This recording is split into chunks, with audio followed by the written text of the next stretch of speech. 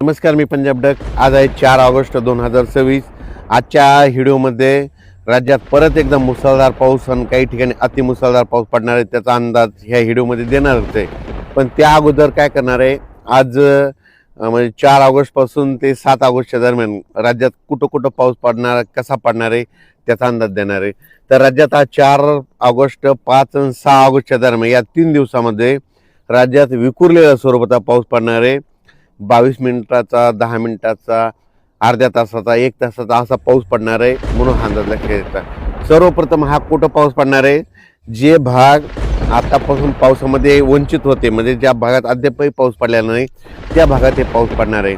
मग सांगायचं झालं तर सोलापूर जिल्ह्यामध्ये मंगळवेढा, त्याच्यानंतर पंढरपूर, कासेगाव, त्याच्यानंतर आटपाडी, जत, त्याच्यानंतर इकडं बारामती, दोन, इंदापूर ह्या परिसरात देखील पाऊस पडणार आहे. त्याच्यानंतर अहिल्यानगर जिल्ह्यात देखील पाऊस पडणार आहे. त्याच्यानंतर इकडं लातूर जिल्ह्यामध्ये उदगीर, नळदुर्ग, अक्कलकोट, मंद्रुप ह्या परिसरामध्ये पडणार आहे. त्याच्यानंतर इकडं कंधार, लोहा, पालम, म्हणजे पालम हे भागात पाऊस कमी होता त्या भागात देखील परत एकदा आता पाऊस पडणार आहे.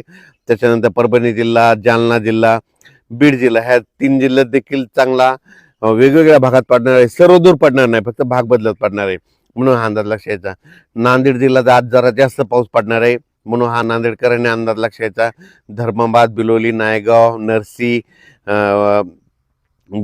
त्याच्यानंतर वसंतनगर त्या भागात देखील पाऊस पडणार आहे. त्याच्यानंतर इकडे यवतमाळ जिल्ह्यात देखील आहे, अमरावती जिल्ह्यात आहे, अकोला जिल्ह्यात आहे, वाशिमकडे आहे, हिंगोलीकडे आहे, अकोला जिल्हा, बुलढाणा जिल्हा, जालना जिल्हा, जळगाव जिल्हा, जळगाव जिल्हा, परभणी जिल्हा ह्या परिसरात काय होणार आहे, दुपारनंतर ऊन पडेल आणि दुपारपर्यंत ऊन पडेल, दुपारच्या नंतर लगेच जोराचा पाऊस सुरू होणार आहे म्हणून हा अंदाज लक्षात.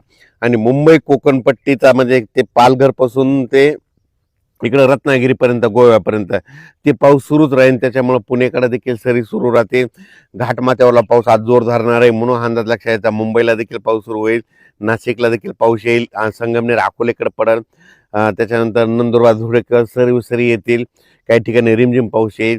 आणखी 3 दिवसमध्ये राज्यात असाच विखुरलेला स्वरूपाचा पाऊस आहे.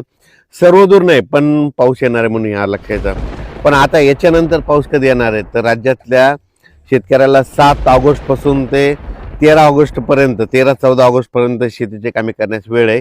त्या 5-7 दिवसामध्ये तुम्ही शेतीची कामे करून घ्या, कारण की राज्यामध्ये 15 ऑगस्टला म्हणजे यावर्षी नागपंचमीला पाऊस येणार आहे म्हणून हा अंदाज सर्व शेतकऱ्यांना लक्षात येतात. सगळ्यात जास्त पूर्व विदर्भ आणि पश्चिम विदर्भ. पूर्व विदर्भामध्ये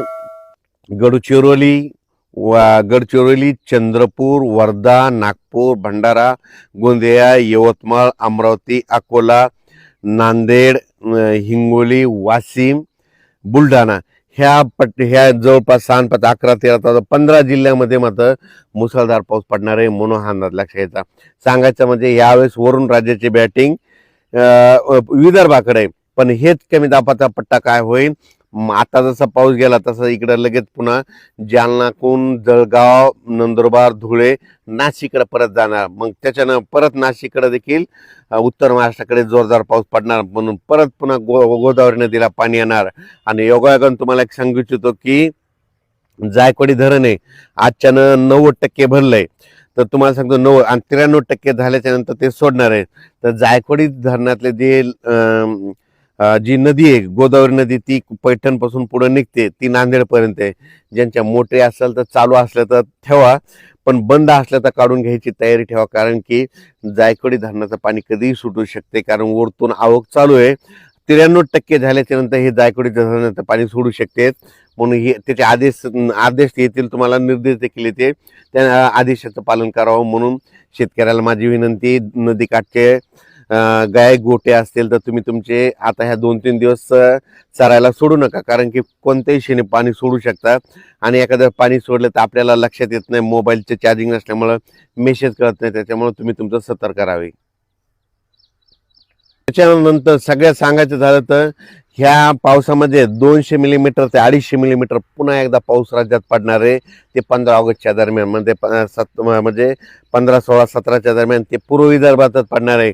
म्हणजे नागपूर जिल्ह्यात देखील 200 मिलीमीटर पाऊस पडू शकतो. वर्धा, चंद्रपूर, नागपूर, यवतमाळ, अकोला, अमरावती. पुन्हा विशेष म्हणजे त्यानंतर अमरावती जिल्ह्यामध्ये मोर्शी एक तालुका आहे. त्या भागा मोर्शी, वरुड तिकडे थोडाफार या पट्ट्या पाऊसच पडल्या नाही. तर मोर्शी तालुक्यातल्या सर्व शेतकऱ्यासाठी आनंदाची बातमी की तुमच्याकडं ह्या पावसामध्ये 15 ऑगस्टचा जे पाऊस आहे ना त्याच्यामध्ये चांगला पाऊस पडणार आहे, मुसळधार पाऊस पडणार आहे, ओढे नाले देखील खळखळ वाहणार आहे. म्हणून हा अंदाज लक्षात घ्यायचा.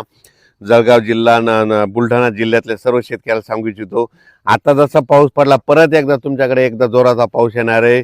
म्हणून हा अंदाज पूर्वकल्पना म्हणून तुम्ही तुमचं शेतीची कामे करा, शेतीची तयारी करून ठेवण्याची तयारी ठेवा.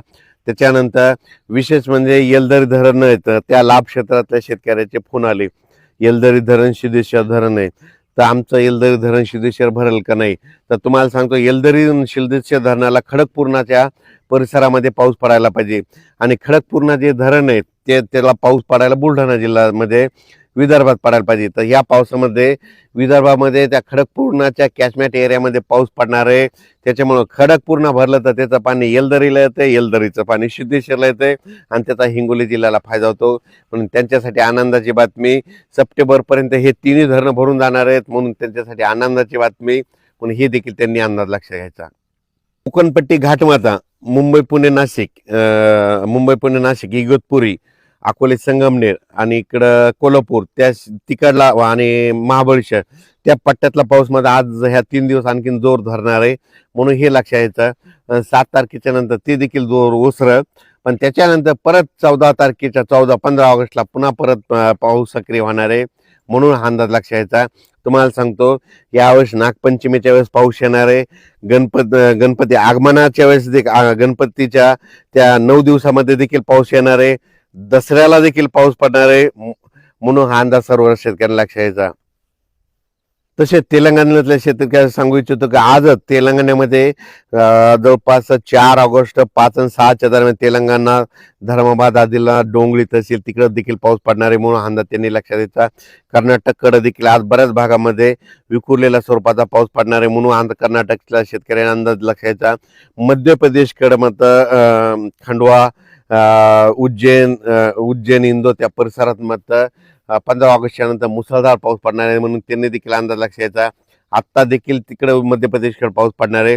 त्याच्यानंतर गुजरातला मात्र पुन्हा एकदा पावसाचा फटका बसणार आहे. म्हणून हा अंदाज लक्षात घ्यायचा. आणि राज्यात मात्र परत एकदा अतिवृष्टीसारखा पाऊस काही जिल्ह्यात पुन्हा एकदा येणार आहे 15 ऑगस्टच्या दरम्यान. म्हणून हा अंदाज सर्व शेतकऱ्यांना लक्षात घ्यायचा आणि आपण आपल्या शेतीची कामे करायची. धन्यवाद.